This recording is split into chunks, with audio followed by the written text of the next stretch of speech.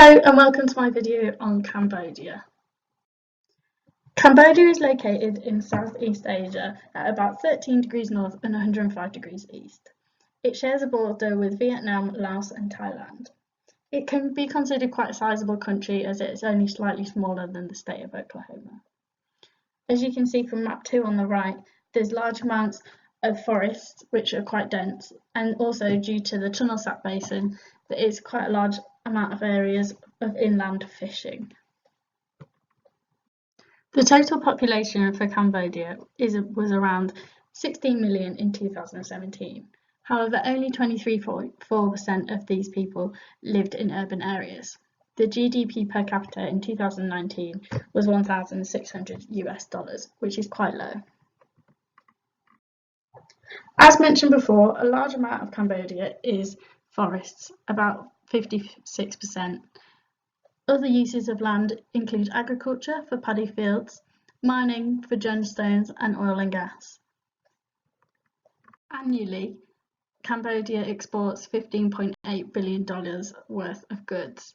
As you can see, a large percentage of this is through clothing for the Western world. The predominant religion in Cambodia is Buddhism. Many temples are hidden away in the forest, and this has become in recent years a large tourist attraction. As you can see, they are quite beautiful, and it is now on my bucket list. Sadly, in 1975, there was a genocide in Cambodia. The Pol Pot regime killed 1.7 million people within the space of 3 years. It is heartbreaking and has had an effect on many people who live in Cambodia today. It has dramatically slowed the rate of development. Moving on to the weather and climate of Cambodia. Cambodia has a tropical climate, as does much of Southeast Asia, and it receives both typhoons and monsoons. There is a rainy and a dry season. The rainy season is typically from May to mid-November, and the dry season is typically from mid-November to April. The coldest month is typically December, and the hottest is typically April. The highlands are cooler than the Tunnel Sap Basin. However, there's an average temperature of around 25 degrees Celsius, which is around 77 degrees Fahrenheit. It's a very humid place as the relative humidity is high and usually over 90%. The average total annual rainfall for Cambodia is around 1,000 to 1,500 millimeters. However, as you can see from the map, this is not consistent throughout Cambodia, and it does vary quite dramatically. On the coast, those areas of higher rainfall is due to the southwestern monsoon. The southwestern monsoon can bring flooding if it is a particularly heavy year. Of course, climate change will affect Cambodia. It is predicted that there will be an increase of 0.013 to 0.036 degrees Celsius in temperature per year.